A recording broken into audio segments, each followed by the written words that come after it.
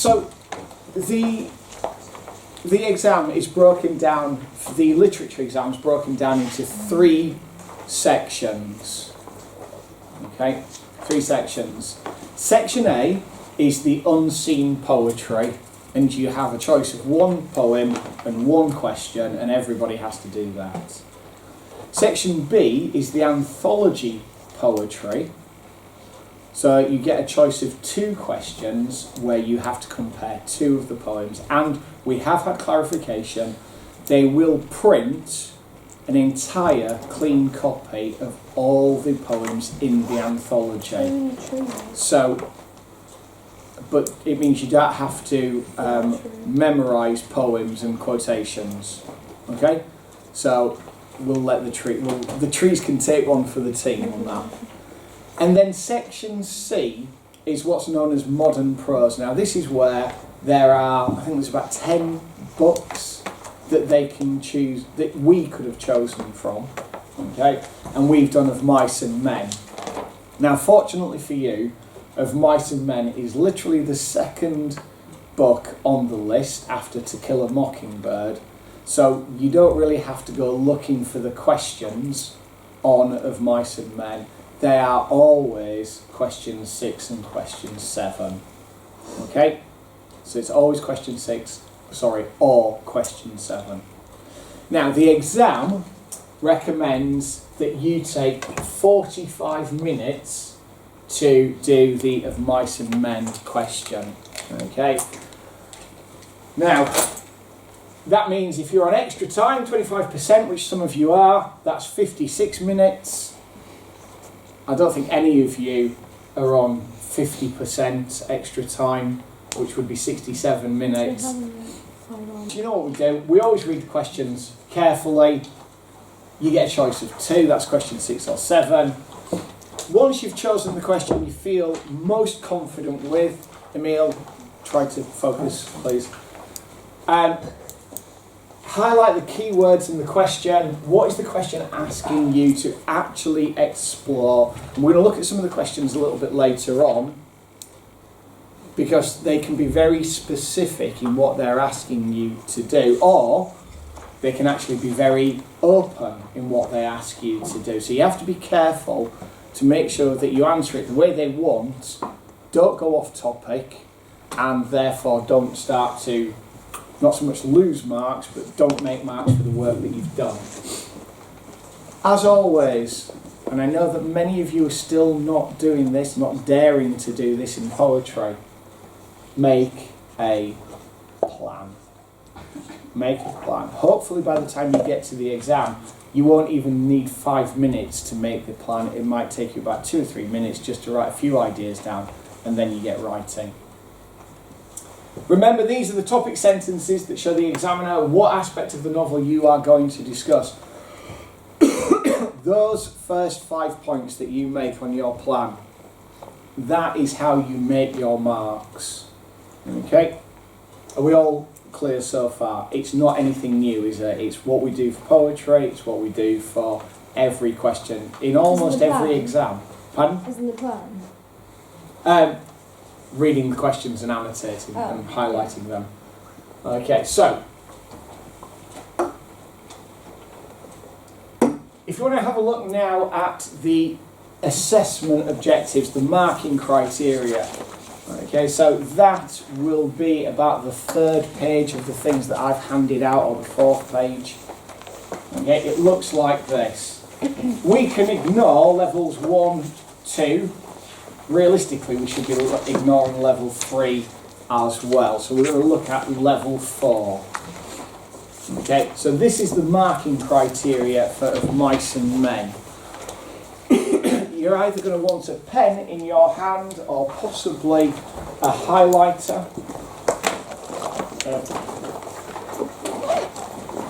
It's broken down. It's broken down into 2 assessment objectives. This is where you all start to get quite excited and happy. AO1 is demonstrate a close knowledge and understanding of the text. Do I know what Mice and Men is about? Maintaining a critical style and presenting an informed personal engagement.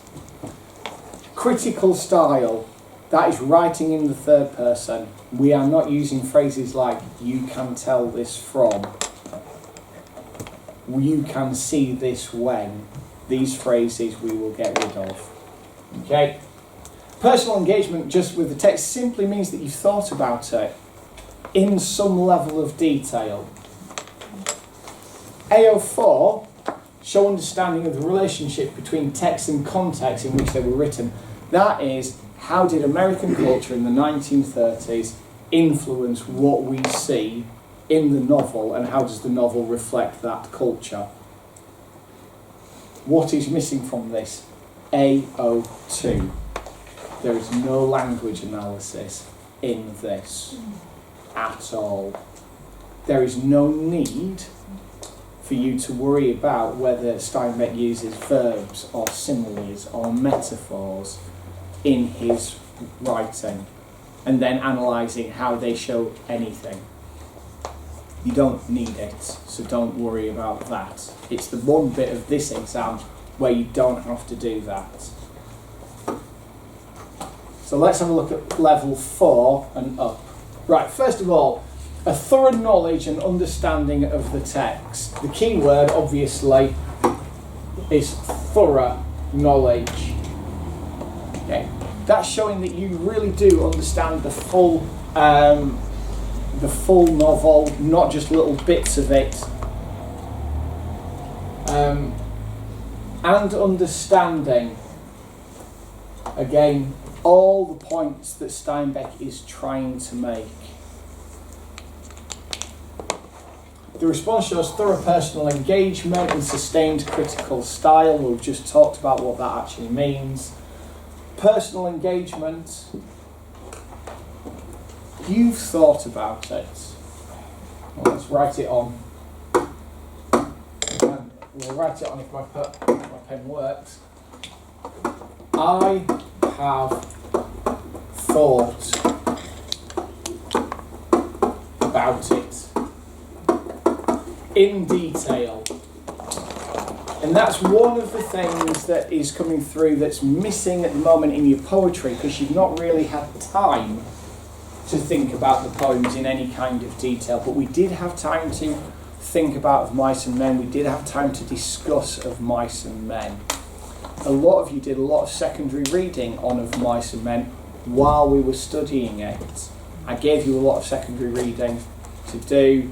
So this is a text that you should all know really well. And I've had a chance to think, actually this is this and this is that, and whatever it is, whatever point you think you want to make. The key word here, as always, is sustained. The fact that you sound grown up and intelligent all the way through. Now these two are AO1. Those are our AO1 descriptors.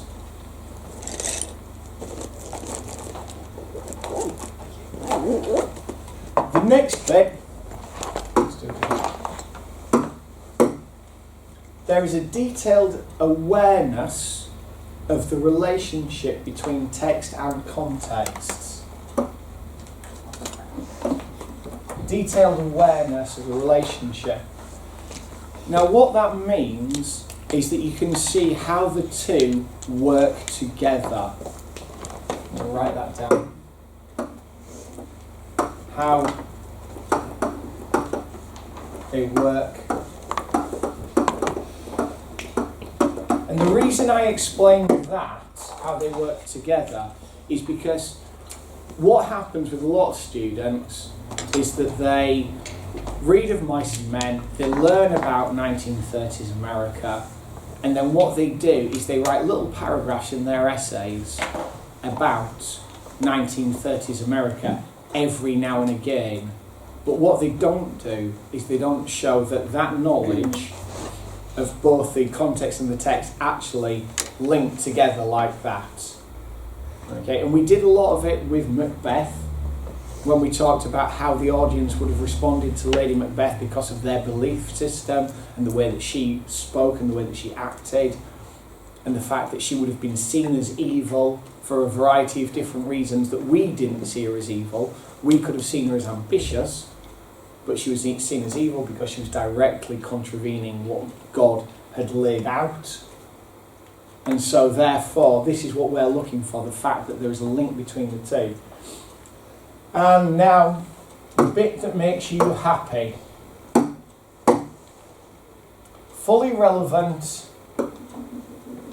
examples. Does it say quotations? No. Does it say direct quotations, word for word? No. No, it doesn't. Right? What it means is very specific paraphrasing. Very specific paraphrasing. And when we get to see my example, you'll see where I've done it. I have also dropped in one or two specific quotations when you see it, just because they are words that I remember.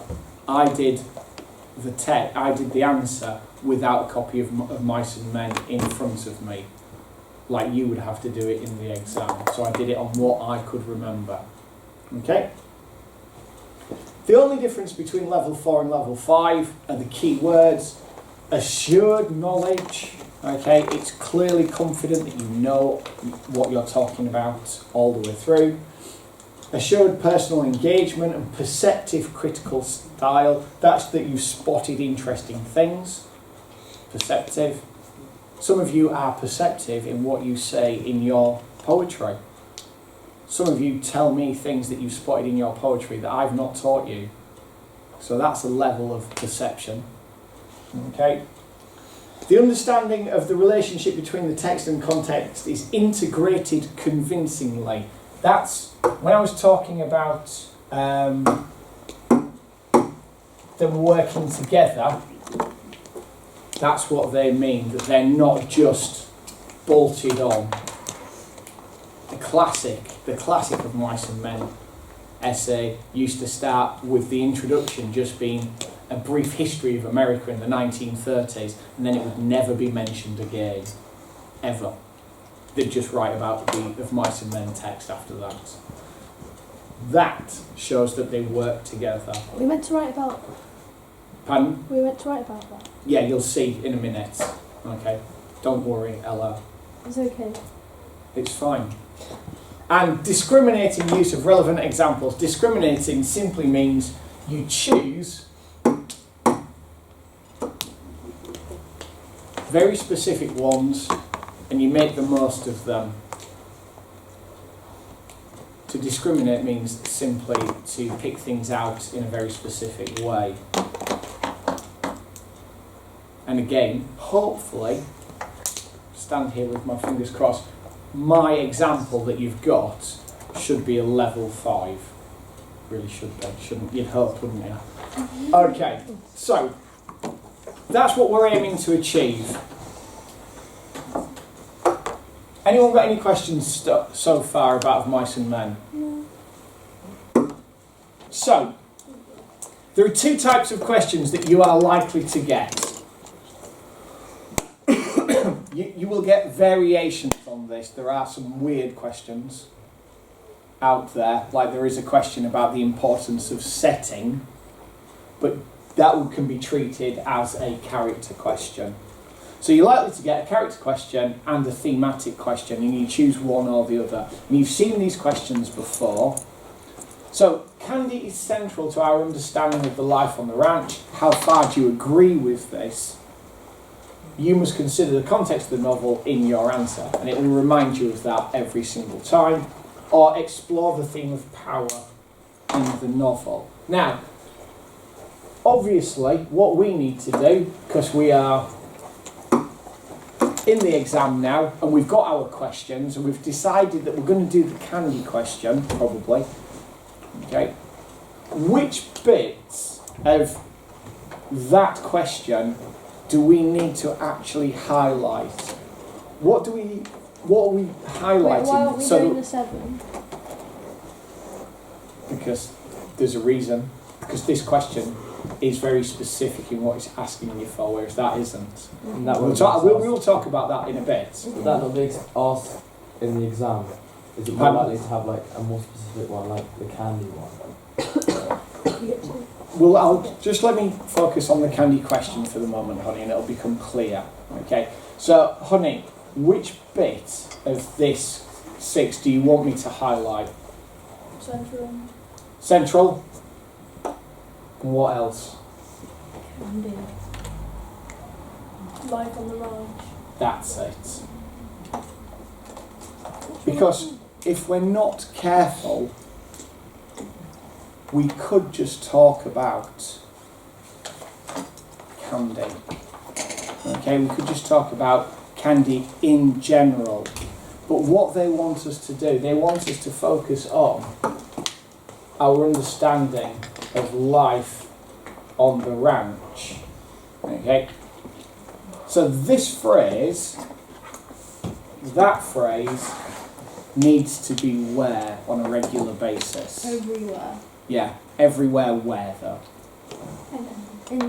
Yeah. Yeah, in your answers. It needs to be everywhere in your answers. That's what they're looking for. Now we'll talk about this. How far do you agree with this view?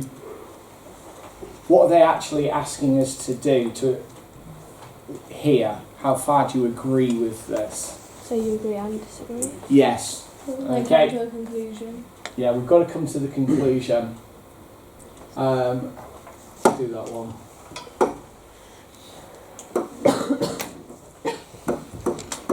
Look at for and against.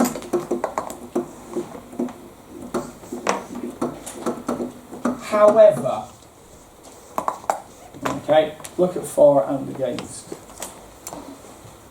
However, this is a GCSE essay, it's not an A-level essay, although this is an A-level style question. So, candy is central to understand our understanding of life on the ranch. Where do we think that that's really leading us with regards to our answer?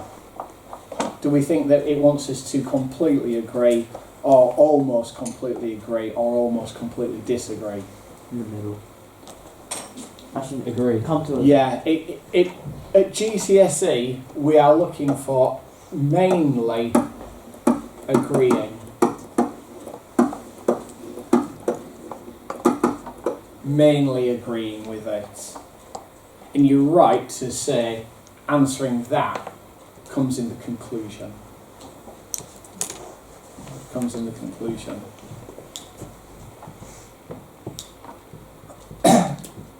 Now, honey, to answer your earlier question about why we're talking about that and not that one, what do you notice is different from this question with this question? It's just, it's like not saying about a quote, it's like explore the theme of it. Yeah, does it specify a way in which you should explore it? No, and that's the thing to notice about this. Explore the theme of power. Explore the theme of, because it could be anything, and that is an open question. Now you might find actually that as we go on, as we do more of mice and men questions, you are better suited to one question or another. So, either a character or a theme. We all clear on that? Happy? Let's talk about planning. Haha, the key to success is planning. So if you go back to your guidance sheet now, we've talked about this already. Where's my cup of cold tea, as it will be by now? Oh, I hate cold tea. Choose the question, highlight the keywords now. This is what I want you to pay attention to. Once you've decided which question you're going to do, candy, curly, prejudice, power, setting, animals, that one's come up, the importance of animals in the novel. Oh, I It's don't. called Of Mice and Men. you're going to get something about animals possibly. What you need to do first is think about what are the 5 or 6 different moments in the novel where that focus is explored. So if you've got animals, 5 or 6 moments in the novel where animals are important. Well, we've got the mouse at the beginning, we've got the puppy, obviously, we've got Candy's dog, obviously. If you want to talk about the barn, the way that the animals react to Curly's wife's death, they're there.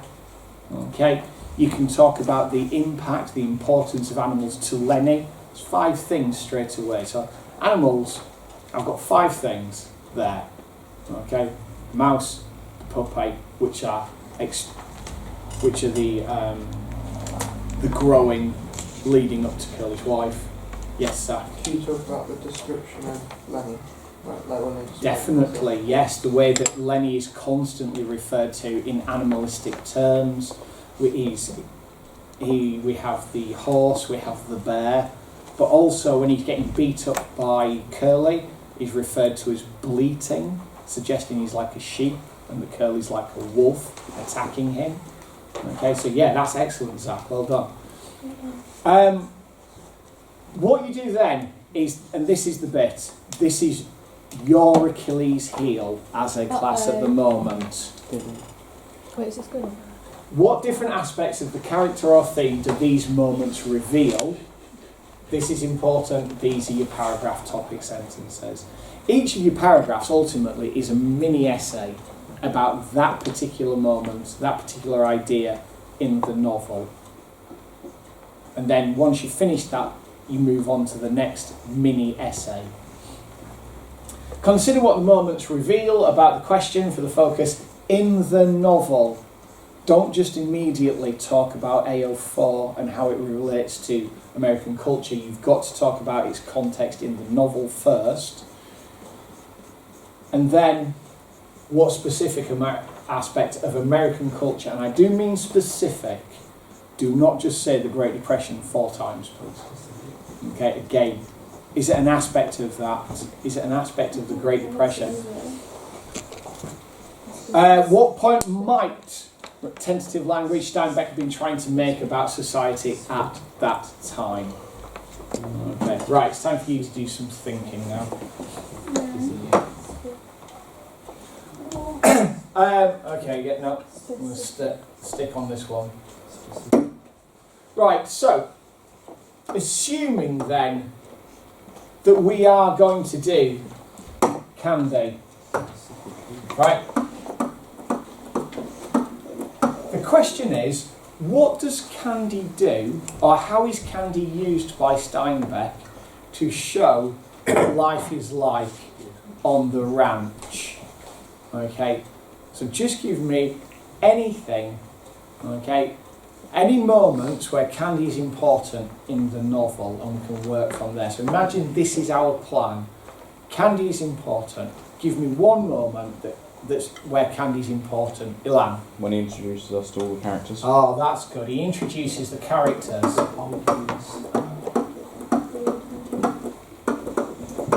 That's excellent, Ilan. That's one thing that he does. Okay. Yes, he doesn't. Ella, where else is Candy important in the novel? In the plans for future or whatever. Yes, okay. Offers money for the farm, doesn't he?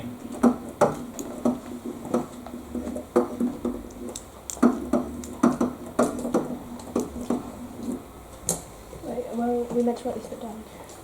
Well, I'm just demonstrating what we would do. Okay. Rue, something else? Okay, his dog. His dog and its death. Okay. Harry. Can we say that he represents the elderly? Yep, definitely. Is there anything on that? Right, because you're starting to talk about themes now. Yeah. So therefore, and these are all events, so which of these events would you link that theme to? Dog. Yeah, okay. So that, and this becomes your topic sentence. Wait. Okay, it becomes the topic sentence about attitudes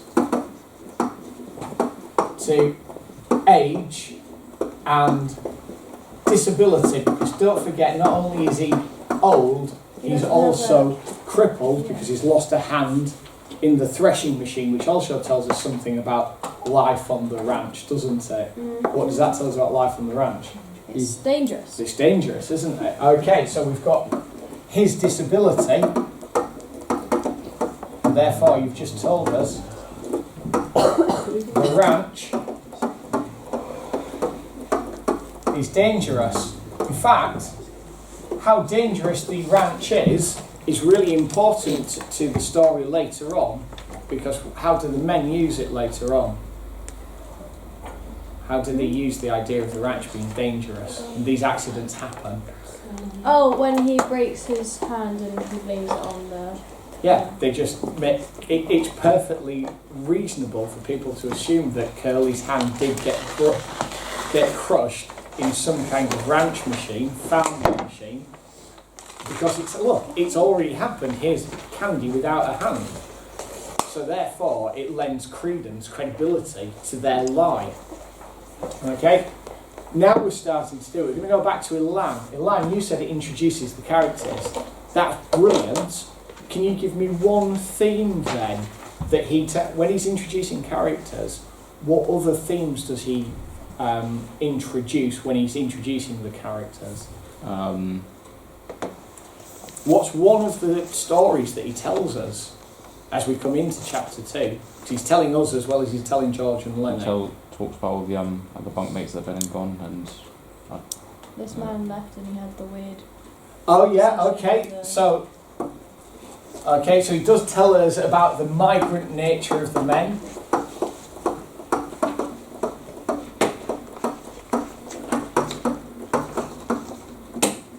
Okay.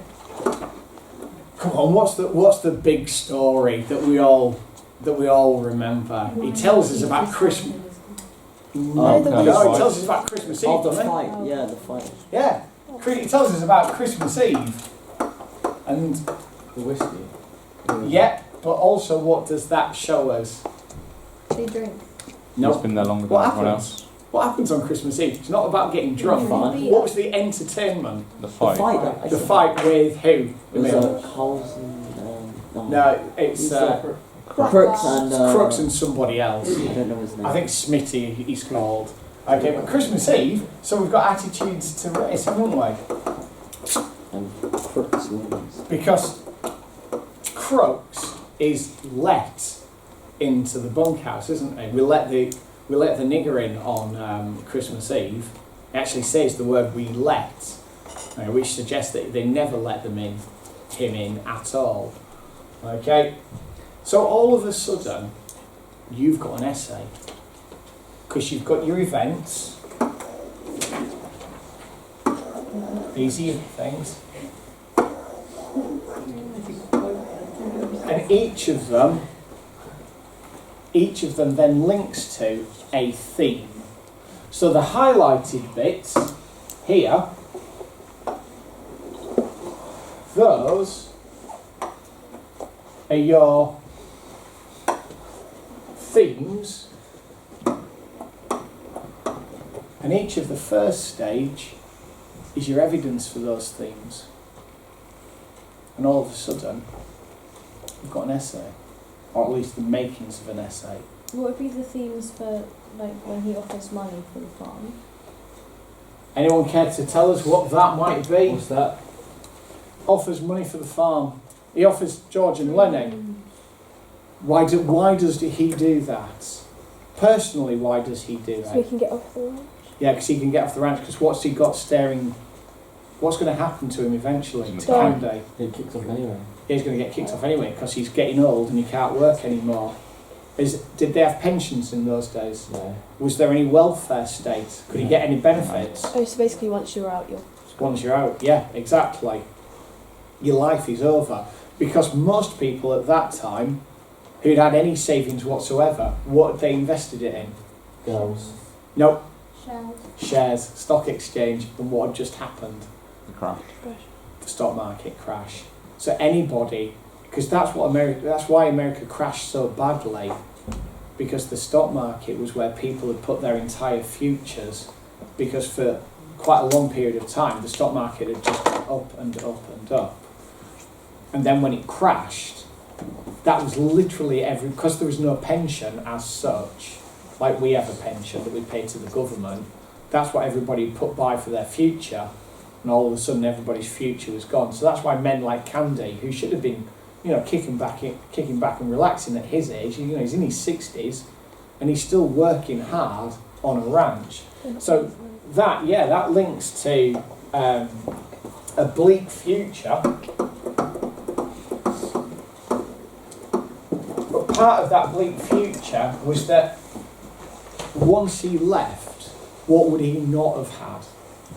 Friends. Yeah, no friends, no company. And if he's not got any friends, what theme are we talking about that's key to it? Loneliness. Loneliness and friendship, aren't we? Wait, so how much did you say he had? He had like $350. $350. Is that a lot or not? That's nothing. Yeah, but back. Even back then, it was only 7 months' wages. They get $50, including their bed and board at the end of each month for the work that they do. So it's not even a year's salary for him for losing his hand. And did the boss have to give him any of that? No. No, because did workers have any rights? No. No, they didn't. And So he's old. the boss could have. So the boss is actually being quite kind, and we know that the boss is quite kind because he's brung a gallon of whiskey in on Christmas Eve. Okay. Does this all make sense then? The way that you've got your ideas, your actual moments from the novel, and that they then tell us about the themes that you're going to write about. So these become your topic sentences. Candy helps introduce the attitudes to race on the ranch. Okay, I'm going to put my hand up now. I've realised that I've missed that phrase off my exemplar that I've written for you. So maybe it's 19 rather than 20. Oh, sorry, maybe it's 39 out of 40. My apologies. Candy helps us to understand the migrant nature of the men when he tells us about. Okay, and then AO4, and so on and so forth. Right, Grace, I'm going to move on to the next thing. Okay, so have a look at waving to the examiner now. Right. Now, hopefully,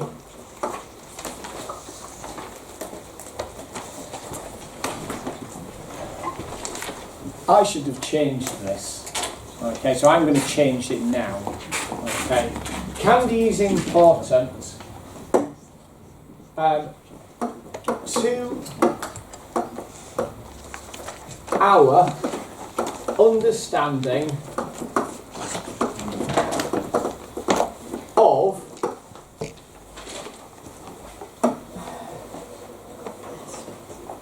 to our understanding of attitudes towards old age and disability on the ranch. That's what I should have written. Okay? Make those changes. Candy is important to that one. Our understanding of old age and disability on the ranch. Okay, so that is our key point. Now, that is the sentence that is literally at the moment in your poetry the difference between the people who get good marks and the people who are still struggling to break through a little bit. That and the amount that you actually write in the time. Those people that are talking about the theme or the message or the idea or the presentation to start with at the top of each of their paragraphs, either in the unseen or the comparative, that gives their essay a focus that gives them a better mark. Because what happens then is everything they say relates back to that. So one of the key moments in the novel is when Candy offers to help George and Lenny buy their dream farm and his reasons for doing so.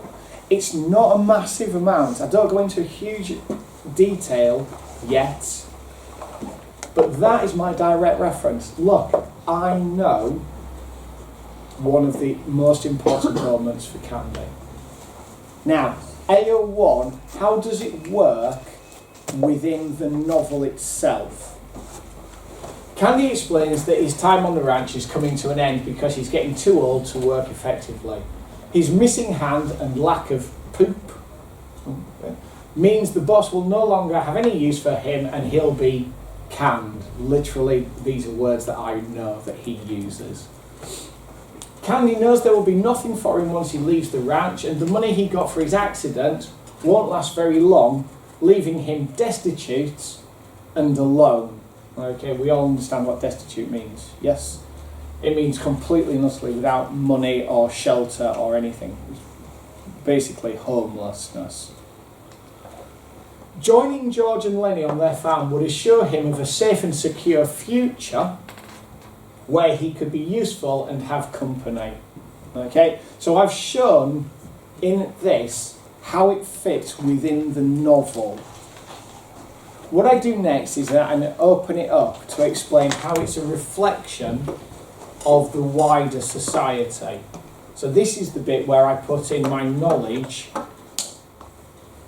of AO4. Because of the Great Depression, the lack of jobs and money, attitudes to people were very utilitarian. Again, we've used this phrase before. If a person couldn't contribute to society due to age or disability, they were seen as a burden rather than someone who could be helped. If a person didn't have savings, here we go, probably because their investments in the stock exchange had been lost, then there was no way for them to support themselves in their old age.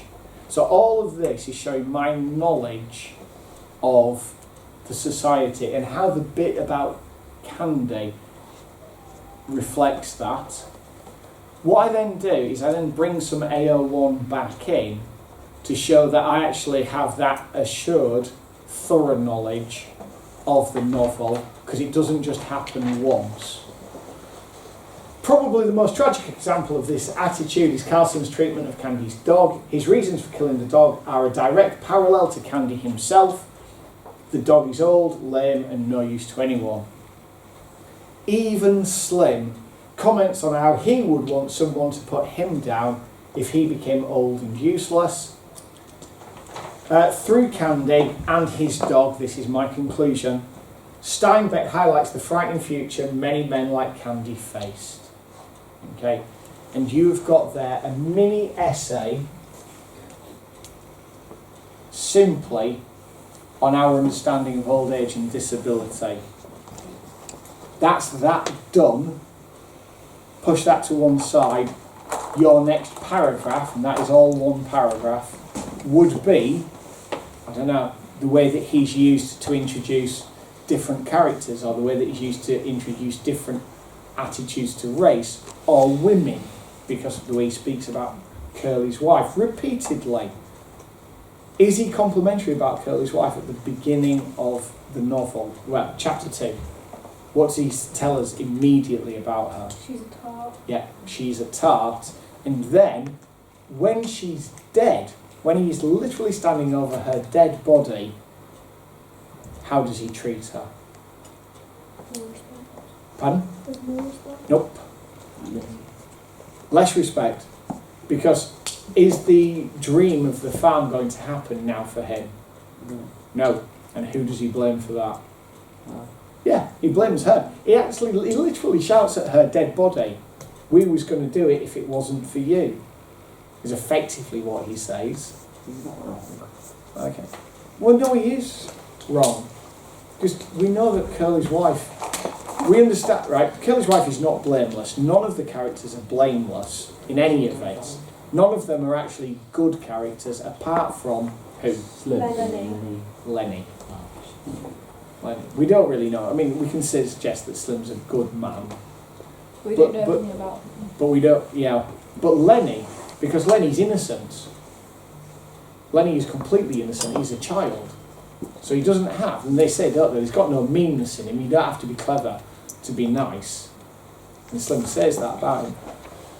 So, this is what you are aiming to do. And you're aiming to do it in 40 minutes, about 4 or 5 times, really. Now, I know that when I say that I whipped that off in about 7 minutes, 6 or 7 minutes, because I know exactly what I'm doing, because I've written it 100 times before. Okay, so I appreciate that it would take you longer.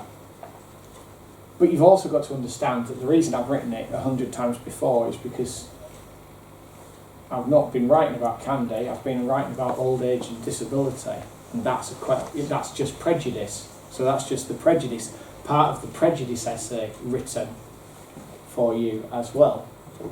Okay, so if you get a prejudice essay, that's a section of it.